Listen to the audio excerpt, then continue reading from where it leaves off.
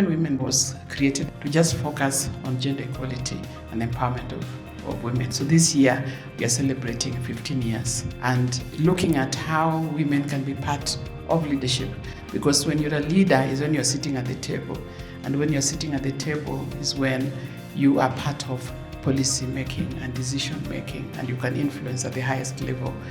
But also issues around digital systems.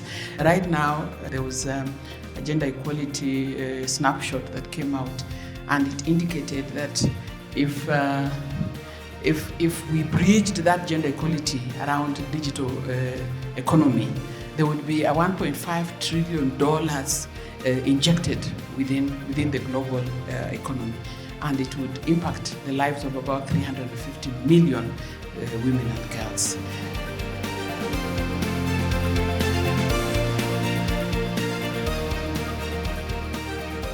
Within the UN system, we have a program known as African Girls Can Code, and we have an alumni here, and she'll be one of the panelists. So I'll not say much about it, but we have to date trained about 213 girls, and the agenda is supposed to reach 2,000 girls over 10 countries in Africa. In Kenya alone, we have done 213 girls.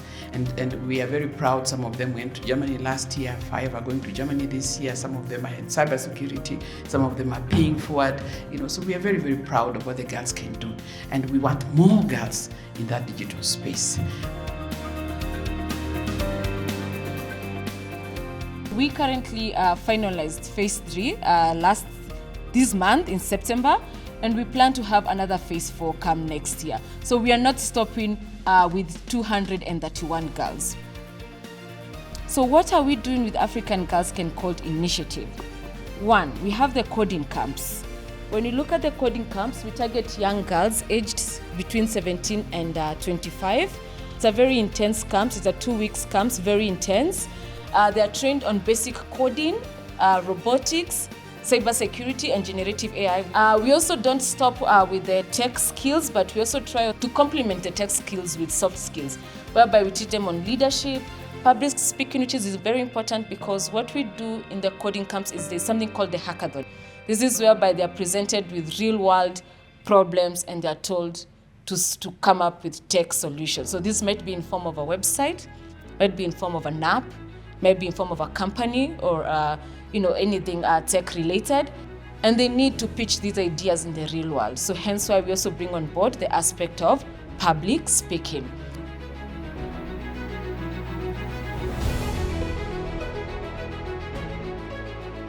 After the 2 weeks camp, they are on some platform, a mentoring platform for 6 months. Okay. So within that platform, they are mentored, they continue to be mentored and to be trained.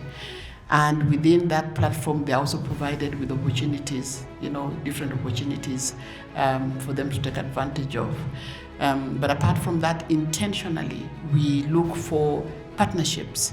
Like this year, the 10 best students got an automatic scholarship by Go My Code.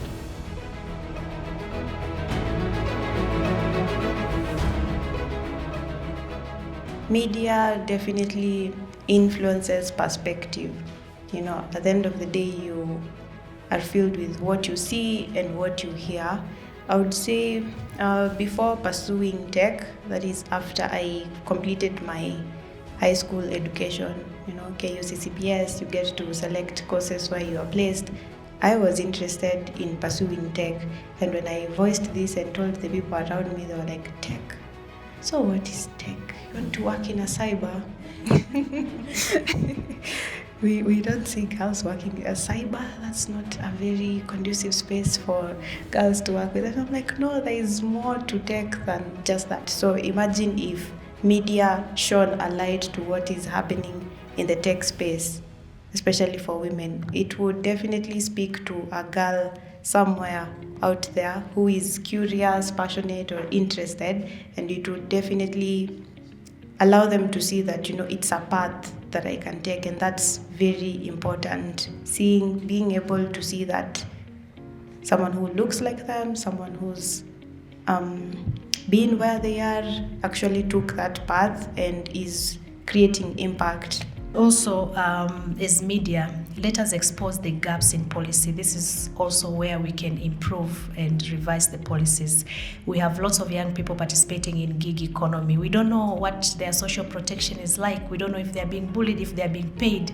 Is it optimal? Is it fair? Let us tell those stories, but also let us talk of the opportunities that come from the policies. If the policy is encouraging access, if the policy is encouraging ensuring that there's more uptake of internet connectivity in rural areas. When the cabinet secretary says we are going to the last mile, internet connectivity will be up to the counties, to the villages. What does that mean? It means you can now access the internet from your bedroom in the ruralest of place to sell your products online. So translating policy into practice and linking that to people.